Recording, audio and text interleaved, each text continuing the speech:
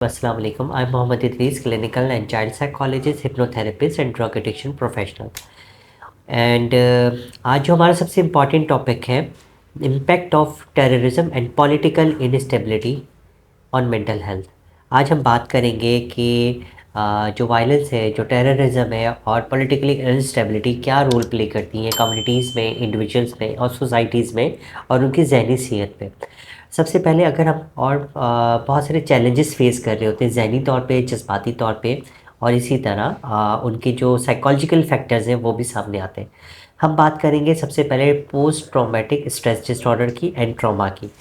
जो exposure to violence है, for example bomb blast हो गए, टारगेट किलिंग्स हो गई, और डायरेक्ट पॉलिटिकल इंस्टेबिलिटी की वजह से हाई एक्सपीरियंसेस ट्रॉमेटिक इवेंट्स हो गए जिसमें शूटिंग है, आर्म कॉन्फ्लिक्ट्स हैं, और वो लीड करती हैं पोस्ट ट्रॉमेटिक स्ट्रेस डिसऑर्डर को, एंजाइटी को, नाइटमेयर्स को, फ्लैशबैक्स को, और इसी तरह respond to easily reminded traumas.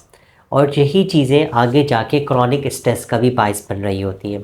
वो लोग जिन्होंने बहुत ज़्यादा एक्सपोजर किया है, क्लोजली एक्सपोजर किया वायलेंस को और इसी तरह टेररिज्म को, और उन्होंने बहुत करीब से देखा इनस्टेबिलिटी और पॉलिटिक्स को, तो वो भी बहुत ज़्यादा क्रॉनिक स्ट्रेस में लाइफ गुजार रहे होते हैं। और ये चीज़ ना सिर्फ बड़ों को इम्पेक्ट करती है और बच्चे भी इससे मुतासिर होते हैं।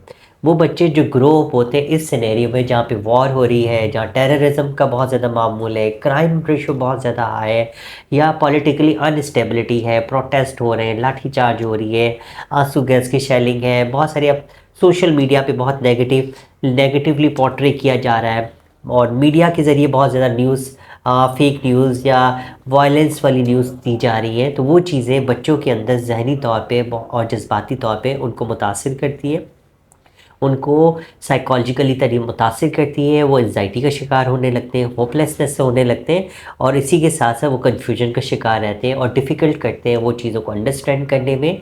एकेडमिकली उनके ग्रेड्स पुअर होने लगते हैं और रिलेशनशिप उनके डिस्टर्ब होने लगते हैं, और यही चीज़ इंक्रीज़ करती है उनकी एंजाइटी और फियर्स को। और कॉन्सेंट्रेटली अगर यही सिनेरियो चलता रहता है टेररिज्म का और पॉलिटिकल इंस्टेबिलिटी का, तो ये चीज़ें आगे जाकर उस विक्टिम की डेली लाइफ को ना सिर्फ मुतासिर करती है बल्कि उसकी पर्सनली और प्रोफेशनल लाइफ को भी मुतासिर करती है।